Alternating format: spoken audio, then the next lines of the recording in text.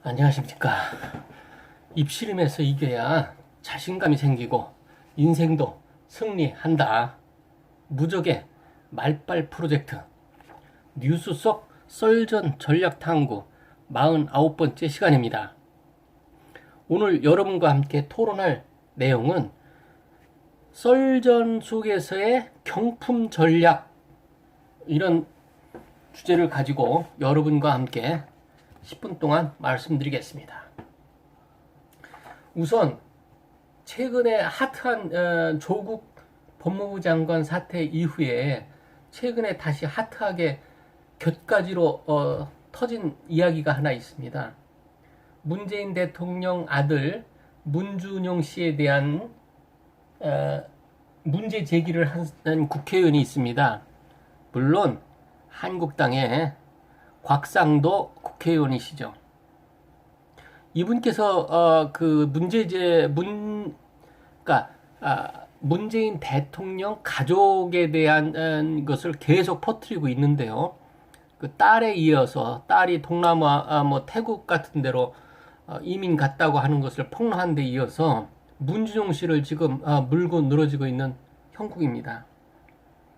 그래서 얼마 전에는 문준용 씨가 교육 프로그램을 만들어가지고 전국의 교육기관이라든지 이런 데다가 납품을 하는데, 그게 관공서 납품인데 어떻게 아빠 찬스를 쓰지 않고 그렇게 납품할 수 있느냐. 보통 사람 같으면 그게 말이 되느냐.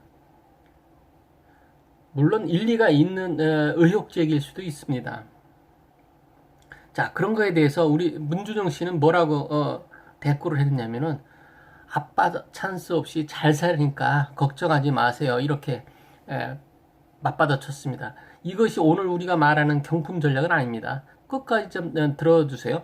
밑에 경품 전략이 나옵니다. 자, 두 번째, 아빠 찬스 없이 잘 산다고 했더니 곽상도 의원께서는 뭐라고 말씀을 하셨냐면은, 문준용 씨 아내, 그러니까 문재인 대통령의 며느리죠. 아내가 문재인 대통령 정권 출범한 보름 만에 과학기술부하고 한국과학창의재단이 공동으로 사업을 벌이고 있는 메이커 운동 활성화 지원 사업에 선정된 것을 놓고 따졌습니다. 이거는 시아버지 찬스 아니냐, 이렇게 의혹을 제기한 겁니다.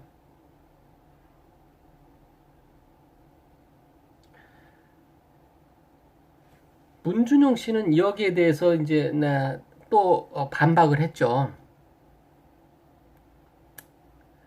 나의 아내는 훌륭한 인재다.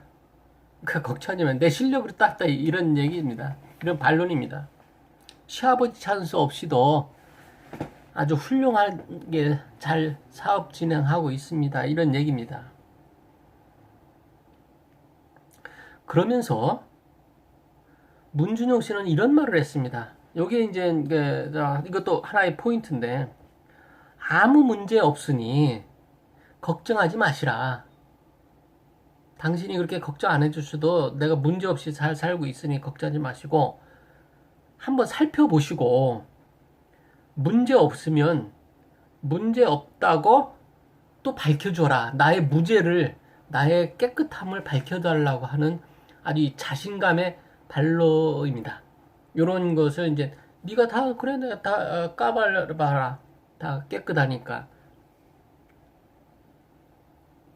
문제가 없으면 문제 없다고 아마 곽상도 의원이 자신 있게 밝혀줄까요? SNS 상에서라도 최소한 그런 풍토가 있었으면 좋겠습니다. 자, 여기까지 왔다 보니까 그 다음에 곽상도 의원은 그 다음 단계로 또 물고 늘어진 거였습니다. 자, 그러면은 문준용 씨가 미국 뉴욕 맨하탄에서 유학을 했다고 하는데, 그때 비싼 학교를 다닌 거로 알고 있다. 그 억대가 되는 유학자금을 어디서 났느냐. 그러면서 여기서 건드린 게 하나가 있습니다. 손혜원 의원이 김정숙 여사와 고등학교 동창이라고 그래서 문제가 좀 많이 불거져 있는 국회의원인데요. 손혜원 의원의 뉴욕 맨하탄 빌라에서 문준용 씨가 생활한 거 아니냐. 이건 굉장히 중요한 얘기인데, 문재인 대통령 아들이 손혜원 의원의 특혜를 주면서, 아니면 봐주면서, 아니면 국회의원을 만들어주면서, 뭐 이런 뜻이겠죠. 그 사람의 아들인 문준용 씨를 자기 미국 뉴욕 맨하탄에 있는 아파트에서 살게 하고, 이거는 어떻게 보면 뇌물죄일 수도 있죠. 만약에 사실이라면. 이러한 제공한 사실이 있느냐, 재차 문제 제기와 의혹 제기를 또 건드린 겁니다. 물론 문준용 씨는 아무 문제 없으니 걱정 마시라 이 선에서 끝냈겠지만은, 여기에 갑자기 끌려 들어온 손혜원 의원은 대꾸가 어떻는지 아세요? 굉장히 고수입니다. 손혜원 의원은 만약에 그것이 사실이라면은, 나는 곽상도 의원 당신에게 10억을 주겠다. 이건 어떻게 보면은 그러니까 경품 전략이죠.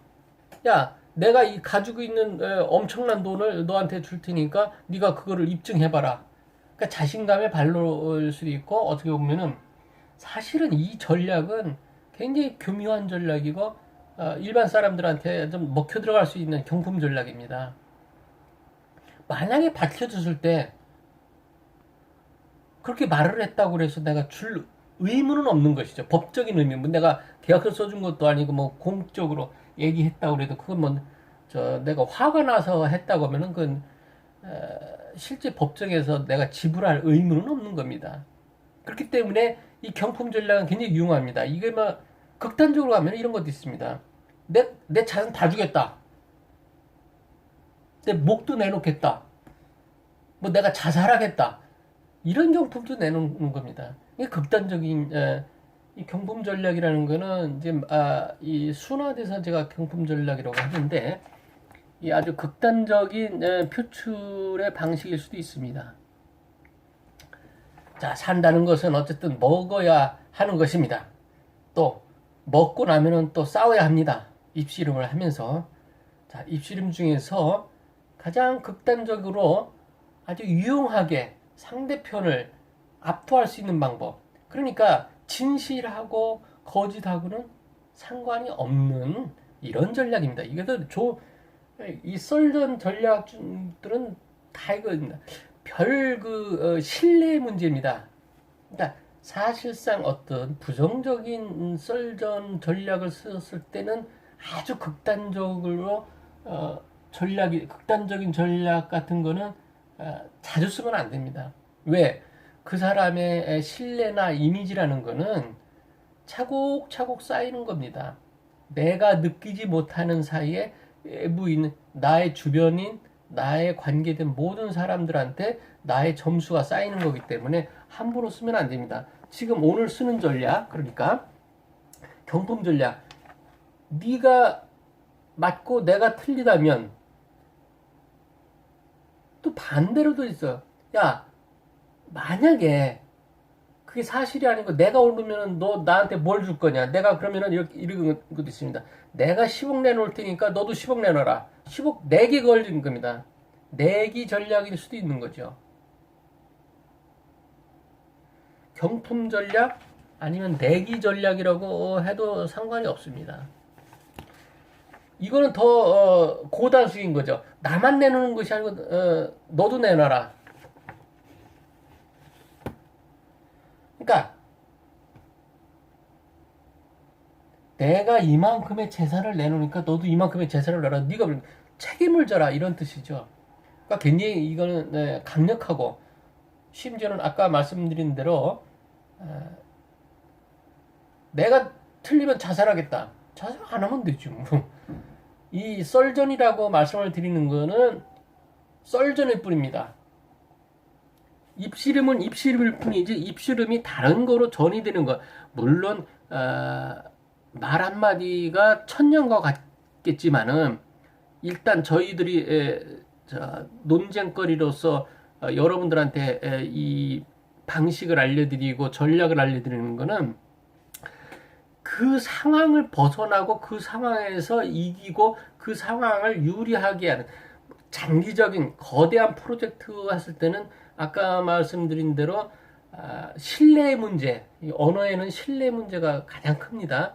그 신뢰 문제를 고려해야 되겠지만 그 신뢰 문제를 고려치 않고 일단 이 전략, 이 입씨름에서 이겨야겠다고 하는 방식이라면은 이 내기 전략이 아주 유용할 수 있습니다. 여러분도 한번 생활에서 활용해 보시기 바라겠습니다. 무적의 말빨 프로젝트 뉴스 속 썰전 전략 탐구 49번째 시간을 마치겠습니다.